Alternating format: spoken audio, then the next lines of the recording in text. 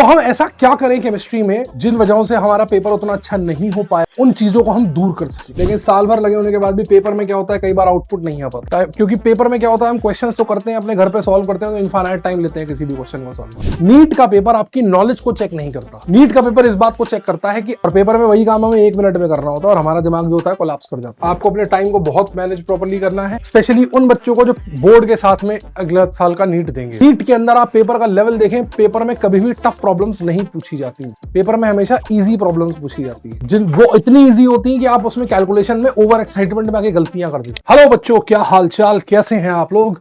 मैं हूं आपका ऋतिक सर, और नीट 2024 खत्म हो जाने के बाद मैं आपसे आज आया हूं बात करने for complete chemistry road map for NEET 2025। बच्चों, कबीरदास जी के दोहे की एक लाइन है कि बीती ताही बिसार दे, आगे की सुध ले। मतलब जो हो चुका वो हो चुका, अब हमारा जो टारगेट है, अब हमें उसके बारे में सोचना है, उसके बारे में प्लानिंग करनी है, और हमारा टारगेट है डॉक्टर बनना, जिसके लिए हमें नीट 2025 का एग्जाम देना है। तो हम ऐसा क्या करें केमिस्ट्री में जिससे जो कमियां हमारी रह गई, जिन वजहों से हमारा पेपर उतना अच्छा नहीं हो पाया, उन चीजों को हम दूर कर सकें। केमिस्ट्री में हम ऐसा क्या करें कि यार 180 आउट ऑफ 180 स्कोर कर सकें। ये सारी बातें मैं आपको बताने के लिए आया हूं।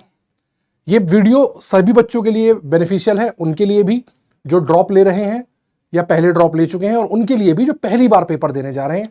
बेसिकली मैं आपको ये बताऊंगा कि केमिस्ट्री के तीनों पार्ट्स में आपको क्या क्या करना है, जिससे कि किस तरीके से आपको उसे पढ़ना है, जिससे कि आप बहुत अच्छा स्कोर कर सकें पेपर के अंदर। नाउ अगर आप पेपर का नेचर देखें बेटा, इस साल का पेपर अगर आपने देखा हो तो केमिस्ट्री का पेपर हर साल ही बहुत ज्यादा आसान और बहुत ज्यादा स्कोरिंग आता है। ये फैक्ट है। तीनों सब्जेक्ट्स में सबसे ज्यादा आसान और सबसे ज्यादा स्कोरिंग केमिस्ट्री ही होती है। और केमिस्ट्री के अंदर बच्चे सबसे ज्यादा गड़बड़ करके आते हैं। गड़बड़ क्यों करके आते हैं? क्योंकि बच्चे केमिस्ट्री को बहुत भारी तरीके से लेते हैं। बच्चों को ऐसा लगता है कि यार हम बहुत टफ चीजें पढ़ लें तो हमारा बहुत बढ़िया हो जाएगा, दुनिया भर की किताबें सॉल्व कर लें तो हमारा बहुत बढ़िया हो जाएगा, जबकि सच्चाई में ऐसा कुछ भी नहीं है। सच्चाई यह है कि केमिस्ट्री बेसिकली केवल एनसीईआरटी बेस्ड आती है। हाँ, सब्जेक्ट का नेचर बड़ा वास्ट है, क्योंकि इसमें 3 ब्रांचेस हैं। फिजिकल, जो पूरी तरीके से न्यूमेरिकल बेस्ड है, इनऑर्गेनिक, जो पूरी तरीके से क्रैमिंग बेस्ड है, और ऑर्गेनिक, जिसमें अंडरस्टैंडिंग और क्रैमिंग दोनों का ही रोल है। तो हम ऐसा क्या करें यार कि हम तीनों चीजों को बैलेंस करके चल सकें और केमिस्ट्री के अंदर अपना स्कोर बढ़ा सकें।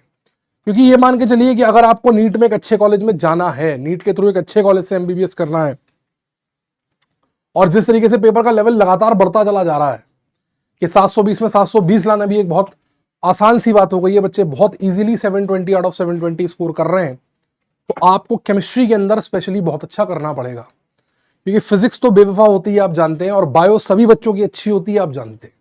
फिजिक्स कभी भी धोखा दे सकती है, बायो सब बच्चों की अच्छी होती है। तो अब बच गया केमिस्ट्री। तो केमिस्ट्री में आप जितना अच्छा स्कोर करेंगे उतने आपके रैंक बूस्ट होने के चांसेस बढ़ जाएंगे। तो आइए बात करते हैं क्या क्या करना होगा हमें केमिस्ट्री के लिए। जैसे अगर मैं आपसे बात करूं फिजिकल केमिस्ट्री की, if I talk about physical chemistry की, आपको फिजिकल केमिस्ट्री में क्या करना है, ठीक है ना। फिजिकल केमिस्ट्री बेसिकली केमिस्ट्री की वो ब्रांच है जिससे आप लोग सबसे ज्यादा भागते हैं, लेकिन ये सबसे ज्यादा इंटरेस्टिंग ब्रांच है, क्योंकि ये एक न्यूमेरिकल ब्रांच है। इसमें न्यूमेरिकल्स आते हैं, ठीक है ना। लेकिन मजे की बात यह है बच्चों की, इस पे जो न्यूमेरिकल आते हैं ना, वो सारे के सारे फॉर्मूला बेस्ड न्यूमेरिकल आते हैं। बहुत इन डेप्थ न्यूमेरिकल आपके यहां नहीं पूछे जाते। नीट का पेपर आपकी नॉलेज को चेक नहीं करता। नीट का पेपर इस बात को चेक करता है कि आपके अंदर क्विक थिंकिंग की क्या कैपेसिटी है। एज अ सर्जन, जब आप किसी सर्जरी में पड़े होंगे, किसी सर्जरी में खड़े होंगे और आप सर्जरी कर रहे होंगे और पेशेंट के अंदर कोई कॉम्प्लिकेशन दिखती है आपको, तो कई बार ऐसा होगा कि आपको बड़ा क्विक एक डिसीजन लेना होगा। यहां आपकी नॉलेज की टेस्टिंग नहीं है, या एज अ डॉक्टर आपकी क्विक थिंकिंग की टेस्टिंग है कि आप कितना क्विकली सोच सकते हैं, आप कितना ज्यादा अपने आप को मोल्ड कर सकते हैं, कितना ज्यादा आप अपने आप को स्ट्रेन कर सकते हैं। ये सारी चीजें पेपर चेक करता है। तो फिजिकल केमिस्ट्री के अंदर एक तो आपको यह याद रखना है कि आपको फॉलो करनी है एनसीईआरटी, ठीक है ना। Follow NCERT thoroughly. एनसीईआरटी को थरोली फॉलो करना है, ढंग से एनसीईआरटी को कवर कर लेना है। आपको जो पढ़ाया जाएगा क्लासेस में वो भी वैसा ही होगा जो एनसीईआरटी के ऊपर बेस्ड होगा, लेकिन एनसीईआरटी से बाहर आपको कहीं नहीं जाना है, ठीक है। Remember all the formulas. Remember all the formulas.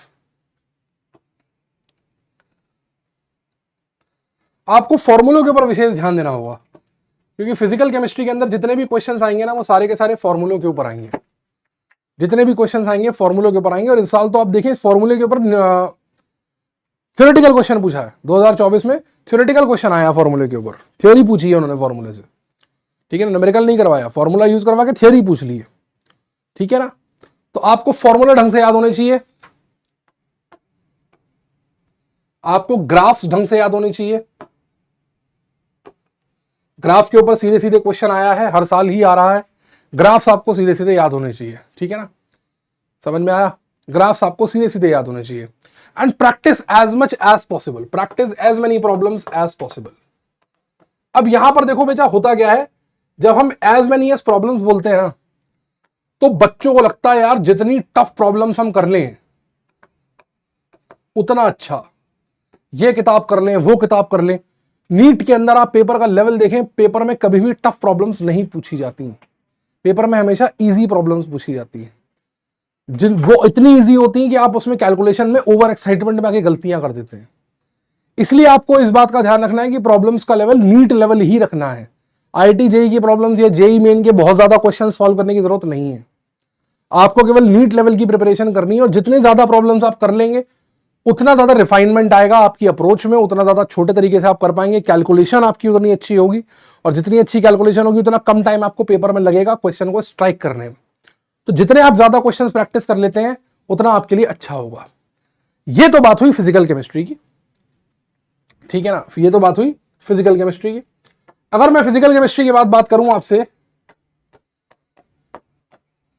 Inorganic chemistry या फिर आईयूसी की,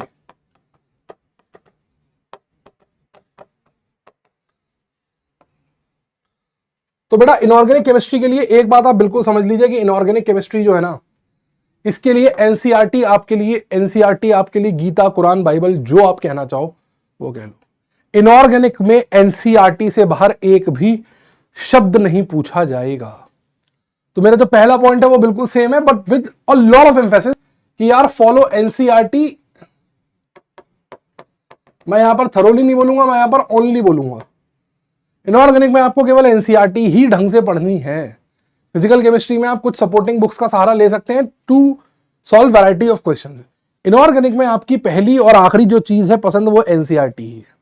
कोई हाई फाई किताब जेडी ली, सुदर्शन गुहा, फलाना ढिमका कुछ नहीं पढ़ना आपको, केवल एनसीईआरटी पर ध्यान देना है। एनसीईआरटी अगर आपकी ढंग से तैयार है, पेपर एनसीईआरटी से बाहर एक भी अक्षर नहीं जाएगा।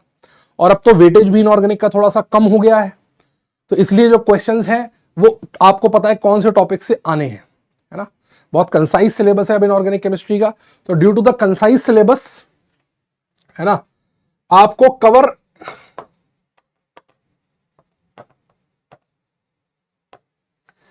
इंपॉर्टेंट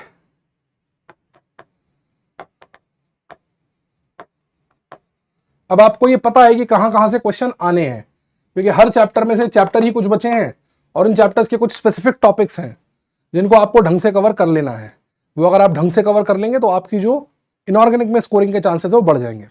अच्छा, इनऑर्गेनिक केमिस्ट्री के साथ क्या होता है, इनऑर्गेनिक केमिस्ट्री के साथ या तो आपको चीजें आती हैं या नहीं आती हैं, और अधिकतर इनऑर्गेनिक केमिस्ट्री पे वो क्वेश्चंस जो होते हैं वो एक्सेप्शंस पर पूछता है, ठीक है ना।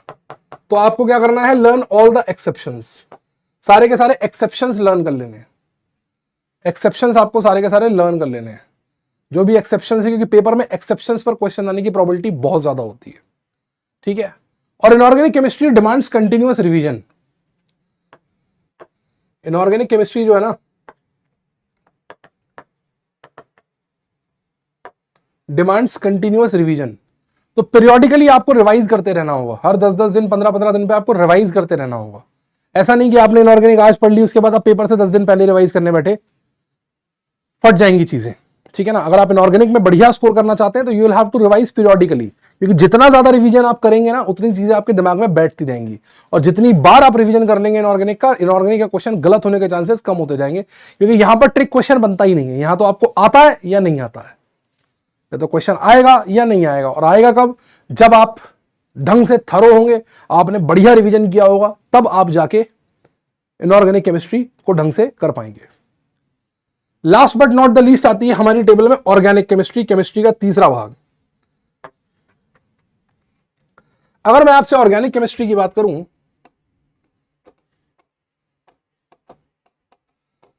तो ऑर्गेनिक केमिस्ट्री केमिस्ट्री की सबसे इंटरेस्टिंग ब्रांच है और आपके लिए बहुत यूजफुल ब्रांच है, क्योंकि फिजिकल केमिस्ट्री कुछ हिस्से में और ऑर्गेनिक केमिस्ट्री काफी ज्यादा हिस्से में आपको एमबीबीएस में पढ़नी है। क्योंकि जो बॉडी के अंदर जो आप डॉक्टर बनने जा रहे हैं, तो डॉक्टर जब आप बनने जा रहे हैं तो दवाएं, उनकी कंस्ट्रक्शंस क्या होती हैं, उनके केमिकल स्ट्रक्चर्स क्या होते हैं, ये सारे आपको ऑर्गेनिक केमिस्ट्री के अंदर पढ़ने हैं, है ना। तो ऑर्गेनिक और फिजिकल आपको आगे भी पढ़नी है, जिसमें ऑर्गेनिक का रोल बहुत ज्यादा होने वाला है। तो ऑर्गेनिक केमिस्ट्री के लिए बेटा सबसे इंपॉर्टेंट चीज ये है कि कवर आपको ढंग से करनी है जीओसी। अगर आपने जीओसी ढंग से कवर कर ली ना, जीओसी अगर आपको ढंग से थरोली आती है, जीओसी पे आपको जितने भी कॉन्सेप्ट्स हो सकते हैं सारे के सारे आते हैं, है ना, सारे के सारे आते हैं, तो भाई साहब आपकी आधी ऑर्गेनिक केमिस्ट्री तो जीओसी में सिमट गई। क्योंकि आधी ऑर्गेनिक केमिस्ट्री तो केवल जीओसी से ही बनती है। तो अगर आपने जीओसी ढंग से कर ली ना तो काम आपका हो जाएगा। नेक्स्ट इंपॉर्टेंट चीज है, remember all the named reactions. Not only remember but revise also, क्योंकि नेम्ड रिएक्शंस के ऊपर क्वेश्चन सीधे सीधे पूछे जाते हैं। जितने भी नेम्ड रिएक्शंस हैं उनके ऊपर आपको रिवाइज करने हैं। और इसमें खास तौर पे क्वेश्चन वो आपसे पूछेगा रिएजेंट्स पे, कैटलिस्ट पे, कि इस वाली में कौन सा यूज करते हैं, लिंडार कैटलिस्ट किसे कहते हैं, या मीरविन बॉन्ड्रोव वर्ली रिएक्शन में क्या यूज होता है, ब्रिज रिडक्शन में किस चीज से किसका रिडक्शन होता है, ये सारी बातें वो आपसे पूछेगा। तो नेम्ड रिएक्शंस आपको ढंग से याद होनी चाहिए। और अगेन इनऑर्गेनिक केमिस्ट्री की तरह यहां पर आपको एनसीईआरटी तो पढ़नी ही है, लेकिन यहां पर आपको एनसीईआरटी से रिलेटेड प्रॉब्लम्स भी करनी है। ऐसी प्रॉब्लम्स जो एनसीईआरटी के कॉन्सेप्ट से सीधे सीधे बेस्ड हैं वो आपको करनी ही करनी है, ठीक है ना। जितनी ज्यादा प्रॉब्लम्स आप यहां पर कर लेंगे उतना ज्यादा आपको एज मिलेगा ऑर्गेनिक केमिस्ट्री के अंदर। ऑर्गेनिक में वैरायटी बहुत ज्यादा नहीं बनती, क्योंकि जो रिएक्शन जैसी हो रही है वैसी ही हो रही है। वो थोड़ा बहुत रीजेंट ऊपर नीचे करके, कंडीशन ऊपर नीचे करके, बहुत सारी चीजें होती हैं जो वो चेंज कर सकता है। टेम्परेचर कम करेंगे तो क्या बनेगा, ज्यादा करेंगे तो क्या बनेगा, लाइट की इंटेंसिटी कम करेंगे तो क्या बनेगा, ज्यादा करेंगे तो क्या बनेगा, ये सारी चीजें करके वो क्वेश्चन में वेरिएशन ला सकता है, ठीक है ना। अच्छा, इसके बाद कुछ जनरल पॉइंट्स अगर मैं आपको बताऊं, ये तो हमने ब्रांच की, जो हमने ब्रांच वाइज कवर कर लिया कि भाई ब्रांच वाइज हमें क्या क्या करना है। कुछ जनरल टेक्निक्स जो आपको हेल्प करेंगी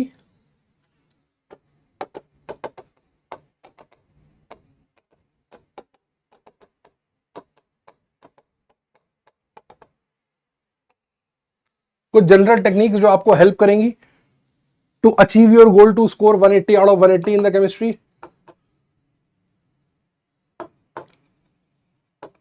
अभी से आपके पास समय है, शुरू से ही इस बात का आदत डालिए। थोड़ा आपको समय ज्यादा लगेगा, लेकिन शॉर्ट नोट जरूर बनाइए। ये रिवीजन के टाइम पर बहुत ज्यादा ध्यान में, ये बहुत ज्यादा काम में आते हैं, ठीक है ना। शॉर्ट नोट जरूर बनाइए, ठीक है। आप शॉर्ट नोट जरूर बनाएं, जरूर बनाएं। हर चैप्टर के शॉर्ट नोट्स आपके अपने स्टाइल में बने होने चाहिए। ये बहुत फायदा देंगे आपको जब आप रिवीजन कर रहे होंगे, फाइनल रिवीजन जब आप कर रहे होंगे, जब आप पेपर के पास पहुंचेंगे फरवरी मार्च में, उस समय आपको बहुत ज्यादा फायदा देंगे।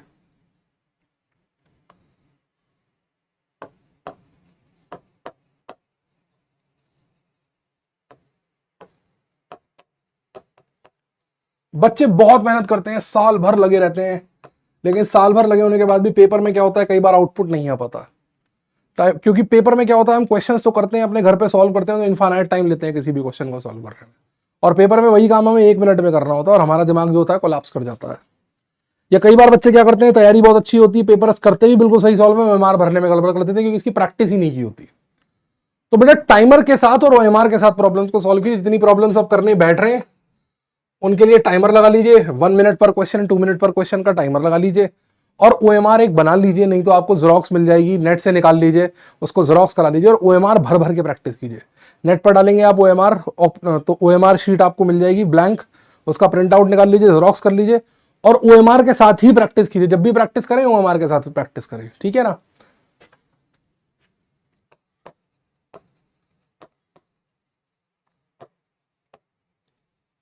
जब आप रिवीजन करते हैं, तो रिवीजन करते समय जब आप कोई चैप्टर पहली बार करते हैं तो आप लोग उसके लिए प्रॉब्लम सॉल्व करते हैं, और उस प्रॉब्लम्स में आपको क्या करना है, जो अच्छी प्रॉब्लम्स हैं, जो आपको लग रहा है कि अच्छी हैं, जिनमें आप अटके थे या कोई अच्छा कॉन्सेप्ट लग रहा है, उनको आप इंपॉर्टेंट प्रॉब्लम की तरह मार्क कर लीजिए। और ये मार्किंग आपको तब काम आएगी जब आप रिवीजन करेंगे ना, तो आपको केवल इंपॉर्टेंट क्वेश्चंस का रिवीजन करना है। तो जहां पर गलती होने के चांसेस हैं भी, वो चांसेस अपने आप खत्म हो जाएंगे। ठीक है ना, जहां पर ऐसे चांसेस बन रहे हैं कि आप गलती कर सकते हैं, वो चांसेस खत्म हो जाएंगे, क्योंकि आप पहले से वो चीजों को कवर कर चुके होंगे। ठीक है ना। और मैनेज योर टाइम प्रॉपरली।